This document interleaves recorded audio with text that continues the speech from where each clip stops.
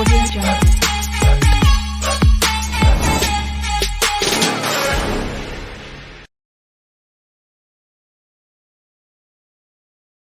Hello hi friends, నేను ఈరోజు PE trade తీసుకున్నాను. పీఈ ట్రేడ్ ఎందుకు తీసుకున్నాను అంటే, నిన్నటి మార్కెట్ మనం అనాలిసిస్ చేసుకుంటే ఒకసారి నిన్నటి మార్కెట్లో మనకి ట్రయాంగిల్ ప్యాటర్న్ ఫామ్ అయింది. అలాగే ఈ రోజు ఫస్ట్ 5 minutes క్యాండిల్ డౌన్ లో ఓపెన్ అయింది.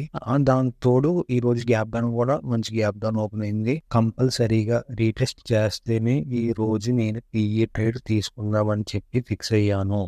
అలాగే నేను అనుకున్నట్టే ఈ రోజు కంపల్సరీగా రీటెస్ట్ చేసింది. నా బయింగ్ ఆర్డర్ ట్రిగ్గర్ అయ్యింది. నేను ఇప్పుడు 4 lots తోనే చేస్తాను ఫ్రెండ్స్.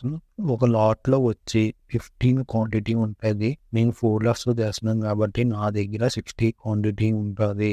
నాకు పడిన క్యాపిటల్ ఈ రోజు 32,000. ఆల్మోస్ట్ నా టార్గెట్ దగ్గర అనుకున్న డైరెక్షన్ లో వెళ్తుందని చెప్పి నేను అనుకుంటున్నాను. ఒకవేళ వెళ్ళకపోతే నా స్టాప్ లో హిట్ అవుద్ది. మీరు అనుకోవచ్చు ప్రైజ్ యాక్షన్ బట్టి ట్రేడింగ్ ఎలా చేయాలని చెప్పి మీరు అనుకోవచ్చు. ఎప్పుడైనా సరే చార్ట్ బ్రేక్ అయినప్పుడు మీరు రీటెస్ట్ గురించి వెయిట్ చేస్తూ ఉండాలి. మీరు రీటెస్ట్ గురించి వెయిట్ చేయకపోతే రాంగ్ ఎంట్రీ తీసుకుని లాస్ అవుతున్నట్టు ఏమీ ఉండదు. మీరు అనొచ్చు, మీరు ఎప్పుడు 5 minutes క్యాండిల్ బ్రేక్అవుట్ అవ్వగానే తీసుకుంటారు కదా, మరి ఈ రోజు ఎందుకు తీసుకోలేదని చెప్పి మీరు అడగచ్చు నన్ను. నేను తెలియని వాళ్ళ గురించి చెప్తున్నానండి, తెలిసిన వాళ్ళ గురించి కాదు. నేను ఫస్ట్ 5 minutes క్యాండిల్ బ్రేక్అవుట్ అవ్వగానే తీసుకుంటా, అది కరెక్ట్ అండి.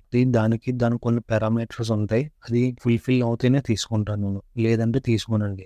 నేను ఈరోజు ప్రైజ్ యాక్షన్ ట్రేడింగ్ చేశానండి. ఇప్పుడు చార్ట్ ప్యాటర్న్ వచ్చింది కాబట్టి ట్రేడ్ చేశానండి. నేను చార్ట్ ప్యాటర్న్ వచ్చింది, దానితో రీటెస్ట్ అయ్యింది కాబట్టి ట్రేడ్ చేశానండి. ఈ రోజున ఓవరాల్ ప్రాఫిట్ వచ్చింది 3.2k అండి. అలాగే మన టార్గెట్ కూడా మంచి బాగా రీచ్ అయిందండి.